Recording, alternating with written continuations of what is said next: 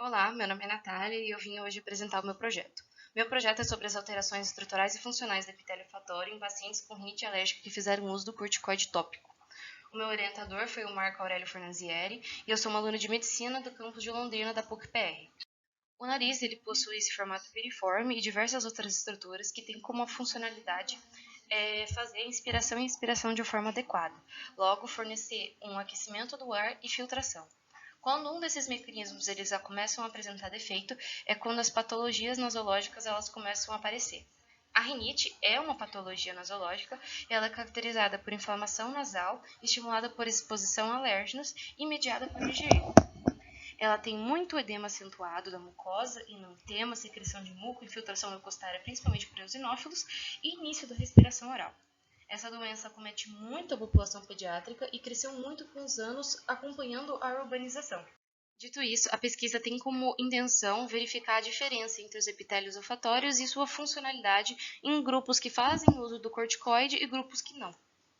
Assim sendo, foi realizado um estudo observacional transversal prospectivo com N de 25 voluntários, sendo 13 voluntários classificados como pacientes, aqueles que têm o diagnóstico de rinite alérgica e fazem uso do corticoide e têm a indicação cirúrgica para septoplastia ou turbinectomia ou os dois, e 12 classificados como controle, que não possuem o diagnóstico de rinite alérgica, não fazem uso do corticoide, mas têm a indicação cirúrgica. Foram excluídos os participantes com doença degenerativa.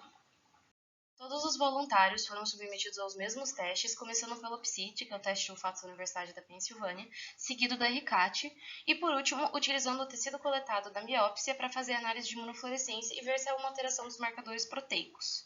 Foi utilizado o programa do STATA e adotado um P menor que 0,05.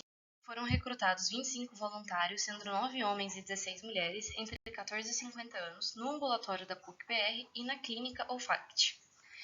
Foi utilizado o primeiro teste do PSIT e com isso foi visto uma média maior no teste nos pacientes controles do que naqueles que faziam uso do corticoide. Nesse gráfico de porcentagem é possível ver a presença de cada grupo nas anormalidades olfatórias, sendo possível verificar que os pacientes eles estão muito mais presentes nos grupos que apresentam hiposmia do que os controles. No teste do RICAT foi feita a mesma análise e com isso foi visto que a diferença entre os dois grupos estava muito mínima, sendo os grupos controles com uma média de 22,28 no teste, enquanto os pacientes apresentavam de 19,125.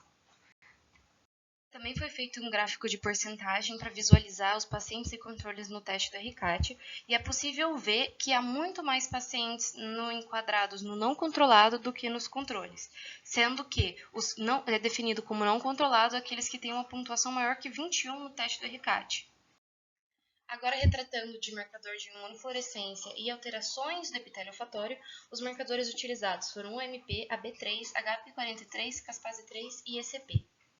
Como é possível ver nessas tabelas, é possível ver uma mínima discrepância entre os dois grupos, porém, mesmo assim, quando tirado o P, não foi visto uma diferença significativa entre os dois. Muito dos resultados foi influenciado pela fragilidade do epitélio e a dificuldade de coleta. Assim sendo, os resultados poderiam ser diferentes, considerando que há uma possível visualização da diferença entre eles. É possível concluir que há diferença de funcionalidade entre os dois grupos comparados, entretanto, não há diferenças na estruturalidade comparando com os marcadores de imunofluorescência utilizados. Na literatura, é possível ver que há diversos estudos sobre rinite alérgica, mas nenhum que apresente uma comparação com esses marcadores feitos nesse estudo.